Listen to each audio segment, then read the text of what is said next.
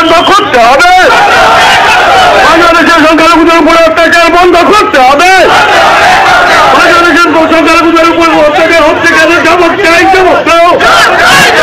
বাংলাদেশের সংখ্যালঘুদের উপর অত্যাচার বন্ধ করতে হবে। বাংলাদেশের সংখ্যালঘুদের উপর অত্যাচার বন্ধ করতে হবে।